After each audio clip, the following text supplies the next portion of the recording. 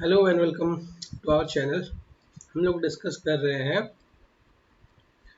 Indian polity EPFO examination के लिए। जो हमारा ईपीएफओ एग्जामिनेशन होने वाला है अगले 1.5-2 महीने बाद, 3 महीने बाद, वहाँ पे हम लोग सिर्फ पॉलिटी में बहुत सारे क्वेश्चन पूछेंगे। बहुत सारे इन द सेंस कि ऑलमोस्ट 5 to 8 क्वेश्चन होंगे मिनिमम। 5 to 8 क्वेश्चन होंगे मिनिमम इन पॉलिटी, जिसमें से आप बहुत आराम से ऑलमोस्ट 95% एक्यूरेसी के साथ इसको सॉल्व कर सकते हो। तो ये हमारा इंडियन पॉलिटी का पहला पार्ट है। 10 पार्ट्स में कवर करने की कोशिश करेंगे। ठीक है, 10 पार्ट्स का मतलब ये मत समझना 10 वीडियोस होगा। 10 पार्ट्स में अपन टॉपिक को कवर करेंगे। जैसे अपना पहला जो लेक्चर होगा वो बेसिक कॉन्सेप्ट के ऊपर होगा। दूसरे लेक्चर में अपन प्रियम्बल पढ़ेंगे, राइट। उसके बाद हम लोग फंडामेंटल राइट्स पढ़ेंगे। फिर हम लोग डीपीएसपी और फंडामेंटल ड्यूटीज पढ़ेंगे। उसके बाद अपन पढ़ेंगे लेजिस्लेचर। लेजिस्लेचर में दो चीजें बड़ी इंपॉर्टेंट है, एक तो है तुम्हारा पार्लियामेंट और दूसरा है तुम्हारा लेजिस्लेटिव काउंसिल। ठीक है, तो पार्लियामेंट में अपन क्या क्या पढ़ेंगे ये देख लो। सबसे पहले टाइप्स ऑफ बिल्स वगैरह देखेंगे, टाइप्स ऑफ बिल्स वगैरह देखेंगे। दूसरा जो ऑफिसेज है पार्लियामेंट की, जैसे डिप्टी स्पीकर हो गया, स्पीकर हो गया, चेयरमैन हो गया, डिप्टी चेयरमैन हो गया, ये सारी चीज अपन देखेंगे पार्लियामेंट में। और तीसरा ये बजट। बजट आपको थोड़ा सा पढ़ना होगा पॉलिटी में और बहुत ज्यादा पढ़ना होगा इकोनॉमी में, जो अपन डिटेल से डिस्कस करेंगे। लेजिस्लेटिव काउंसिल में दो क्वेश्चन इंपॉर्टेंट हो जाते हैं। पहला क्वेश्चन तो कंपोजिशन इंपॉर्टेंट होता है, कंपोजिशन बहुत इंपॉर्टेंट होता है। और दूसरा होता है लेजिस्लेटिव काउंसिल का powers with respect to legislative assembly. बस।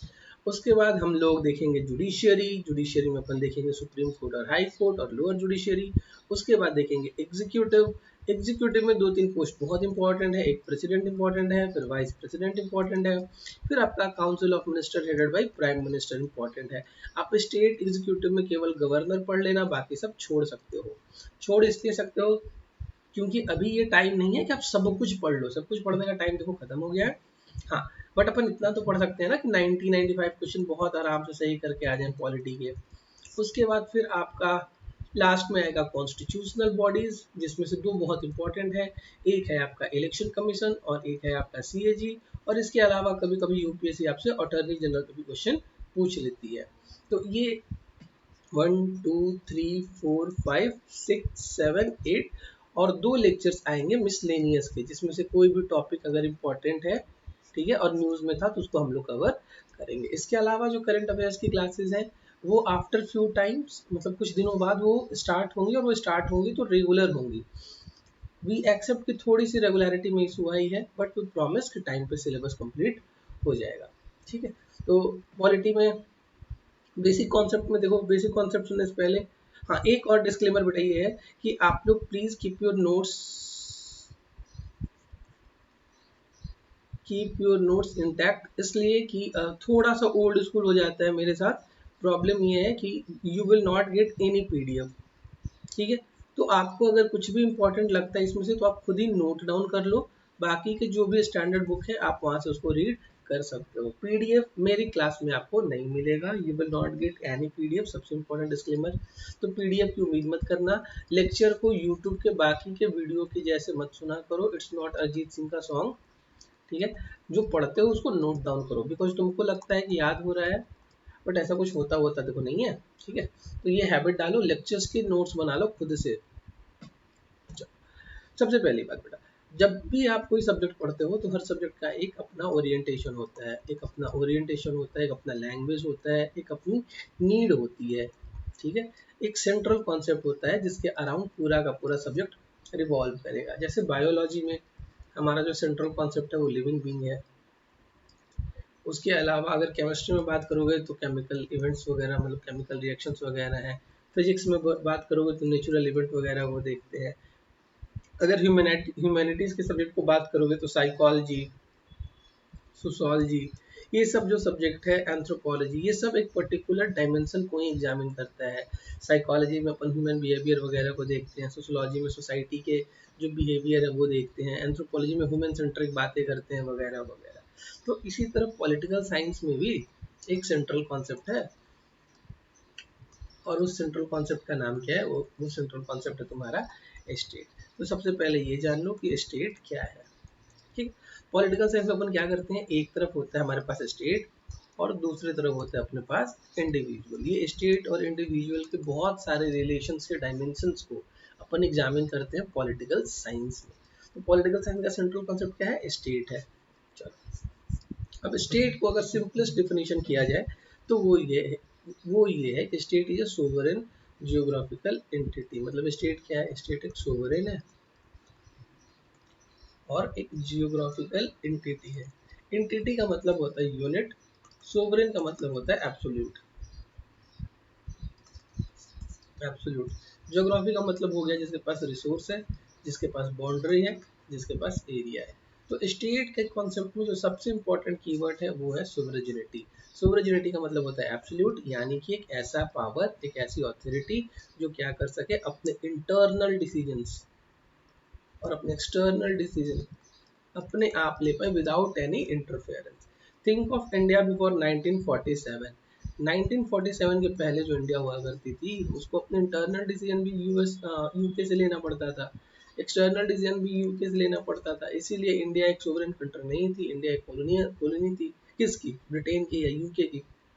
बट 1947 के बाद, टू बी वेरी प्रिसाइज 1950 के बाद, इंडिया एक रिपब्लिक हो गया, इंडिया एक इंडिपेंडेंट नेशन हो गया, इंडिया एक सोवरेन नेशन हो गया। यानी इंडिया को अगर नोटबंदी भी करनी होगी जो एक इंटरनल डिसीजन होगा, इंडिया को अगर जीएसटी भी लाना होगा, जीएसटी भी लाना होगा बेटा, तो इसमें इंडिया किसी से पूछेगा क्या, नहीं पूछेगा। एक्सटर्नल डिसीजन का मतलब क्या होता है, इंडिया को कौन सा इंटरनेशनल एग्रीमेंट साइन करना है, इंडिया को पाकिस्तान को कब रगड़ देना है, इसके लिए वो किसी भी कंट्री से फोन करके परमिशन नहीं लेगा। बात समझ में आया। तो जब आप अपने डिसीजंस के लिए परमिशन नहीं लेते हो, बोथ इंटरनल एंड एक्सटर्नल, उस ज्योग्राफिकल एंटिटी को अपन क्या कह देते हैं, स्टेट कह देते हैं। तो दो बातें बड़ी इंपॉर्टेंट है स्टेट में कि एक तो सोवरेनिटी और दूसरा ज्योग्राफिकल एंटिटी। ज्योग्राफिकल एंटिटी एकदम सिंपल है, उसमें बहुत ज्यादा बुद्धि नहीं लगाना। ज्योग्राफिकल एंटिटी का क्या मतलब है, सर जिसके पास रिसोर्स है, जिसके पास बाउंड्री है, जिसके पास एरिया है, और इन सबके अलावा जिसके पास पॉपुलेशन है। अरे रहने के लिए लोग चाहिए ना किसी कंट्री में, किसी स्टेट में, तो इसी को क्या बोल देते हैं, स्टेट बोल देते हैं। बात खत्म। अगर आपसे कभी भी स्टेट पूछे तो जो सबसे इंपॉर्टेंट कीवर्ड आपको सर्च करना होगा वो है सोवरेनिटी। दूसरा जो कॉन्सेप्ट है सोवरेनिटी का, सोवरेनिटी मैंने आपको बताया कि स्टेट का सबसे इंपॉर्टेंट एलिमेंट है, मोस्ट मोस्ट इंपॉर्टेंट एलिमेंट है, एलिमेंट है किसका, स्टेट का। सोवरेनिटी का मतलब क्या होता है, एब्सोल्यूट अथॉरिटी। एब्सोल्यूट अथॉरिटी का क्या मतलब है, free to take all its decisions, उसी को क्या बोलते हैं, सोवरेन। Example, India after 1947। ठीक है, बात समझ में आया ना, मतलब जो ना internal, neither on external decision nor internal decisions are dependent on other power। ये बातें बस याद रखना, यही मतलब होता है किसका, सोवर्जिनिटी का। दूसरा जो कॉन्सेप्ट है वो है कॉन्स्टिट्यूशन। देखो थोड़ा सा इसको लिंक करके चलते हैं। हमारे पास एक इंडिविजुअल है, एक इंडिविजुअल जब मिलता है तो फैमिली बनती है, जब बहुत सारी फैमिलीज बनती हैं तो क्या बनती है, सोसाइटी बनती है, और जब सोसाइटी एक्यूमुलेट होती है, सोसाइटी टुगेदर आती है तो क्या बनता है, स्टेट बनता है। ठीक है, तो एक बार पहले इसको देख लेते हैं अच्छे से। ये हमारा क्या था सर, ये हमारा इंडिविजुअल था। दूसरा क्या था हमारा, फैमिली थी। तीसरा क्या था हमारा, सोसाइटी थी। उसके बाद क्या था हमारा बेटा, स्टेट था। तो चलो जी अच्छे से डिटेल से देखते हैं इसका मतलब। तो इंडिविजुअल अपने डिसीजन किसके बेसिस पे लेता है, इंडिविजुअल बिलीफ के बेसिस पे। फैमिली किसके बेसिस पे लेता है, फैमिली वैल्यूज के बेसिस पे। सोसाइटी किसके बेसिस पे डिसीजन लेती है? वो है सोशल नॉर्म्स के बेसिस पे। सोशल नॉर्म्स के बेसिस पे अच्छे इंग्लिश में इसको अपन क्या कह लेते हैं? कल्चर या ट्रेडिशन या कस्टम कह दो। कल्चर, ट्रेडिशन या फिर कस्टम। अब देखो, जब इंडिविजुअल अपने डिसीजंस को लेगा इंडिविजुअल बिलीफ के बेसिस पे, फैमिली अपने डिसीजन को लेगी फैमिली वैल्यूज के बेसिस पे, सोसाइटी अगर कस्टम ट्रेडिशन कल्चर के हिसाब से चलती है, तो स्टेट किसके बिहाफ पे चलेगा? स्टेट चलेगा केवल और केवल एक डॉक्यूमेंट के बेसिस पे, जिसको क्या कहते हैं? कॉन्स्टिट्यूशन कहते हैं। कॉन्स्टिट्यूशन किसी भी स्टेट का सुप्रीम लॉ होता है। Supreme law of the land को क्या बोलते हैं? कॉन्स्टिट्यूशन। अब कहने का मतलब ये है बेटा कि किसी भी स्टेट में कोई भी कस्टम है, कोई भी ट्रेडिशन है, कोई भी नॉर्म्स है, कोई भी रूल है,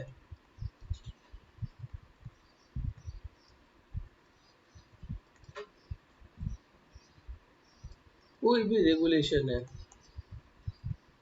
ठीक है, ये सब के सब वैलिड तभी होंगे, ये सब के सब वैलिड तभी होंगे if they are in sync with the constitution.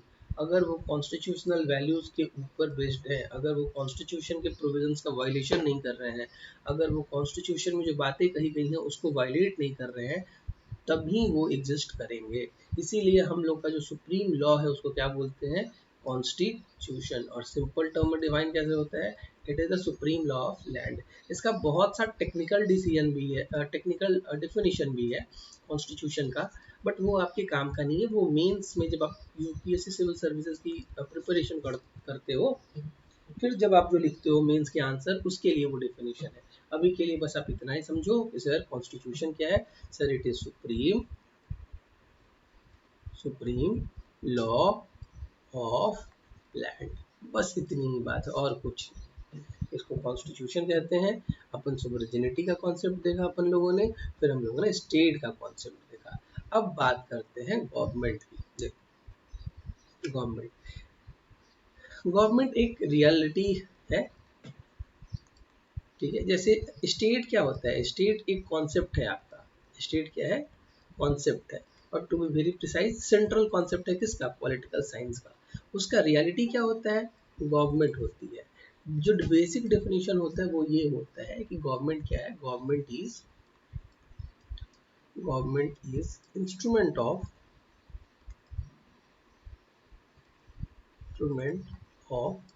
State through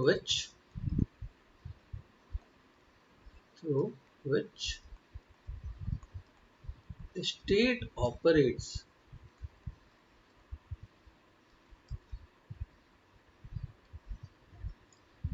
यानी कि अगर स्टेट को लॉ बनाना होगा तो किसकी हेल्प लेगी? गवर्नमेंट की। गवर्नमेंट के थ्रू लॉ बनाएगा। लॉ अगर इम्प्लीमेंट कराना होगा बेटा तो किससे हेल्प लेगा? गवर्नमेंट का। अगर वैलिडेशन कराना होगा किसी भी लॉ का, वैलिडेशन का मतलब एडजुडिकेशन होता है, तो भी किसको करेगा? गवर्नमेंट को यूज करेगा। तो स्टेट के ऑर्गन्स, स्टेट का इंस्ट्रूमेंट है क्या? स्टेट का इंस्ट्रूमेंट होता है गवर्नमेंट, जिसके थ्रू वो ऑपरेट करती है।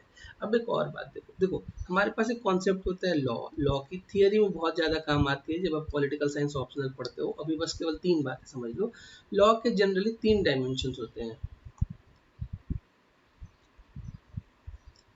लॉ के 3 डायमेंशन होते हैं। जो सबसे पहला डायमेंशन है वो लॉ का फॉर्मुलेशन है, मतलब आपको सबसे पहले लॉ बनाना पड़ेगा बेटा। उसके बाद क्या करना पड़ेगा? लॉ का इम्प्लीमेंटेशन। और उसके बाद क्या कराना पड़ेगा? लॉ को वैलिडेट कराना पड़ेगा। यानी लॉ फॉर्मुलेशन का ये मतलब है कि सबसे पहले लॉ बनवा दो, उसके बाद लॉ को इम्प्लीमेंट करो, और फिर लॉ को वैलिडेट भी तो करना पड़ेगा कि वो कॉन्स्टिट्यूशन के हिसाब से है या नहीं है। तो लॉ के 3 डायमेंशन होते हैं, इसीलिए किसी भी गवर्नमेंट के 3 ऑर्गन होते हैं। और 3 ऑर्गन वो कौन कौन से हैं? फॉर्मुलेशन के लिए हमारे पास जो ऑर्गन है उसको कह देते हैं हम लोग लेजिस्लेचर। तो लेजिस्लेचर क्या है sir? Legislature law making body है, ठीक है। लॉ इम्प्लीमेंटेशन के लिए हमारे पास जो बॉडी है उसको क्या देते हैं? एग्जीक्यूटिव। और हमारे पास जो वैलिडेशन के लिए बॉडी है उसको कह देते हैं अपन जुडिशियरी। बस इतनी बातें याद रखना, लॉ मेकिंग, लॉ इम्प्लीमेंटेशन और लॉ वैलिडेशन। तो ये जो तीन हमने गवर्नमेंट के ऑर्गन्स पढ़े ना, ये जो तीन हमने ऑर्गन्स पढ़े जिनका काम है अलग अलग फंक्शंस को करना। जैसे स्टेट का लॉ बनाने के लिए कौन सा ऑर्गन, लेजिस्लेचर, इंप्लीमेंट करने के लिए कौन सा ऑर्गन, एग्जीक्यूटिव, और वैलिडेट करने के लिए कौन सा ऑर्गन, जुडिशियरी। ये तीन ऑर्गन को अपन लेजिस्लेचर, एग्जीक्यूटिव और जुडिशियरी को क्या कहते हैं, these three are organs of government. तो ऑर्गन ऑफ गवर्नमेंट क्या होगा, समराइज करें तो सर तीन ऑर्गन होते हैं, ठीक है। पहला होता है लेजिस्लेचर, दूसरा होता है सर एग्जीक्यूटिव, और इसके अलावा एक तीसरा होता है वो है जुडिशियरी। लेजिस्लेचर का काम क्या है सर, लॉ बनाना, लॉ मेकिंग, लॉ मेकिंग कर दो, लॉ का फॉर्मुलेशन कह दो, ये सब काम किसका है, ये सब काम है लेजिस्लेचर का। एग्जीक्यूटिव का काम क्या है, एग्जीक्यूटिव का काम है लॉ को एग्जीक्यूट करना, लॉ को इम्प्लीमेंट करना। इसके अलावा जुडिशरी का काम क्या है, वैलिडेशन। बस ये हमने रिवाइज भी कर लिया, रिपीट भी कर लिया, हो गया काम। अब देखो लेजिस्लेचर की एग्जांपल्स देखते चलते हैं, थोड़ा सा तुमको लिंक, थोड़ी सी बातें समझने में तुमको आसानी होगी। जैसे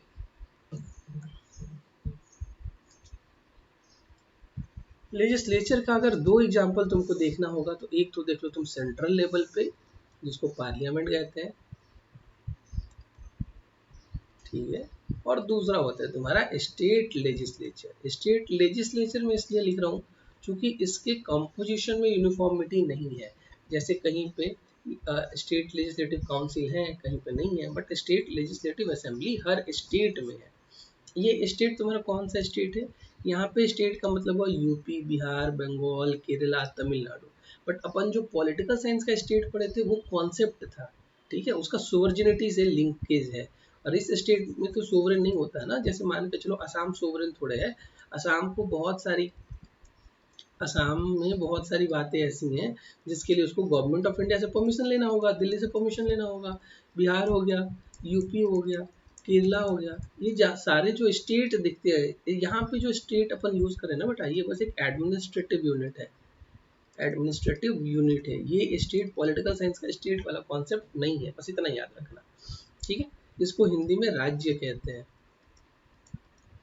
राज्य कहते हैं, राइट। और पॉलिटिकल साइंस का वो क्या था, सोवर्जिनिटी वाला कॉन्सेप्ट, उसको क्या कहते हैं, वो अपना पॉलिटिकल साइंस का सेंट्रल कॉन्सेप्ट है, यानी कि स्टेट। यहाँ पे स्टेट का मतलब क्या है, पॉलिटी में इसका मतलब होता है सोवरेन। और जब अपन इंडिया के कॉन्टेक्स्ट में देखते हैं तो इसका मतलब स्टेट का मतलब एक एडमिनिस्ट्रेटिव यूनिट। जैसे डिस्ट्रिक्ट होता है स्टेट के अंदर, स्टेट के अंदर, वैसे ही कंट्री के अंदर अपने पास स्टेट है, ठीक है। तो इन दोनों को कंफ्यूज मत करना।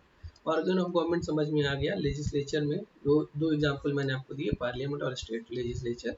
एग्जीक्यूटिव में तो बहुत सारे भरे पड़े हैं, तुम्हारा प्राइम मिनिस्टर हो गया, काउंसिल ऑफ मिनिस्टर हो गया, इसके अलावा तुम्हारा जो डीसी होता है, जो डीएम होता है, या तुम जो कल को प्रोमिनेंट फंड के कमिश्नर बनोगे, वो सब अपने आप में क्या है, सब एग्जीक्यूटिव पोस्ट ही तो है, लॉ इम्प्लीमेंट ही तो करना है। उसके अलावा जुडिशियरी, सबने देखा होगा हाई कोर्ट को, सबने सुना होगा सुप्रीम कोर्ट के बारे में। उसके अलावा हमारे पास होता है डिस्ट्रिक्ट कोर्ट, और इन सबके नीचे कभी कभी एक लोअर कोर्ट, मतलब लोअर कोर्ट भी है। तो ये 4 टियर अपना जुडिशियल सिस्टम है, हाई कोर्ट, सुप्रीम कोर्ट सबसे ऊपर, उसके नीचे हाई कोर्ट, उसके नीचे डिस्ट्रिक्ट कोर्ट, और फिर अपना लोअर कोर्ट। तो ये ऑर्गन ऑफ गवर्नमेंट देखा हमने, एग्जाम्पल्स देखा। चलो उसके बाद separation of power. Separation of power बड़ी सिंपल कॉन्सेप्ट है, बिल्कुल दिमाग नहीं लगाना। एक्चुअली ये थोड़ी इंग्लिश कॉम्प्लेक्स है और कुछ नहीं। English complex in the sense कि अंग्रेजों ने ना आसान चीज़ों को भी बहुत मतलब टेक्निकल बना के चले गए हैं। देखो सिंपल है, सेपरेशन ऑफ पावर का मतलब ये होता है सर हमारे पास 3 ऑर्गन है गवर्नमेंट के। बिल्कुल सही बात है, 3 ही तो है। सबसे पहला लेजिस्लेचर है, दूसरा एग्जीक्यूटिव है, तीसरा जुडिशियरी है। लेजिस्लेचर का काम क्या होता है, लॉ का मेकिंग। एग्जीक्यूटिव का काम क्या होता है, लॉ का formulation, I mean sorry, implementation. Judiciary का काम क्या होता है, वैलिडेशन। तो सेपरेशन ऑफ पावर का मतलब बस ये है बेटा कि लेजिस्लेचर का काम सेपरेट है, लेजिस्लेचर के काम में ये दोनों दखल नहीं देंगे, ठीक है, और एग्जीक्यूटिव के काम में भी ये दोनों इंटरफेयर नहीं करेंगे। मतलब सेपरेशन ऑफ पावर एक ऐसा सिचुएशन है जहाँ पे लेजिस्लेचर के काम में, फंक्शनिंग में एग्जीक्यूटिव इंटरफेयर नहीं करेगा, जुडिशियरी इंटरफेयर नहीं करेगा। एग्जीक्यूटिव के काम में जुडिशियरी इंटरफेयर नहीं करेगा, लेजिस्लेचर इंटरफेयर नहीं करेगा। जुडिशियरी के काम में तो लेजिस्लेचर इंटरफेयर नहीं करेगा, एग्जीक्यूटिव इंटरफेयर नहीं करेगा। इसी को क्या बोलते हैं, सेपरेशन ऑफ पावर। दिया किसने था, एक फ्रेंच फिलोसोफर हुआ करता था, मॉन्टेस्क्यू नाम था। उसी ने दिया था क्या, theory of separation of power. कितनी बातें, 3 बातें। सबसे पहला बात, सर कोई किसी के डोमेन में इंटरफेयर नहीं करेगा, मतलब लेजिस्लेचर के काम में executive will not interfere, judiciary will not interfere. Executive के काम में judiciary will not interfere, legislature will not interfere. Judiciary के काम में legislature will not interfere and executive will not interfere. और दिया किसने था, मॉन्टेस्क्यू। इसका कॉन्टेक्स्ट जो है वो थोड़ा सा फ्रेंच रिवॉल्यूशन से रिलेटेड है, बट आपके किसी काम का नहीं है। तो ये हमारा बेसिक कॉन्सेप्ट का क्लास था। बेसिक कॉन्सेप्ट में इसलिए कह रहा हूँ क्योंकि ये सारी चीज़ें बार बार रिपीट होंगी, इन द सेंस कि आपसे 50 बार आएगा कॉन्स्टिट्यूशन, फिर बहुत बार स्टेट भी आएगा, ठीक है। उसके बाद आपसे बहुत बार वो गवर्नमेंट, ऑर्गन ऑफ गवर्नमेंट वगैरह पूछते चलेंगे, सेपरेशन ऑफ पावर वगैरह पूछते चलेंगे, समझते चलोगे। तो अगर आपने ये 4-5 कॉन्सेप्ट कर लिया है तो आपका जो बेसिक लेक्चर का पहला पार्ट था वो डन हो गया, ठीक है, बेसिक डन है। अब जो APSC का एग्ज़ाम है, APFC का जो एग्ज़ाम है, ठीक है, इसमें तुम्हारे पॉलिटी के जो बेसिक्स है वो कंप्लीट हो गए। 1-2 और टर्म्स बाकी हैं, जैसे लिबर्टी क्या होती है, सोशलिज्म क्या होता है, सेकुलरिज्म क्या होता है, ये अपन डिस्कस कर लेंगे प्रीएम्बल जब डिस्कस करेंगे तब, ठीक है। हमें थोड़ा सा लेंथ ऑफ वीडियो भी देखना होता है, बहुत लंबा नहीं हो तो, ठीक है। अपन मिलते हैं नेक्स्ट वीडियो में, नेक्स्ट लेक्चर में।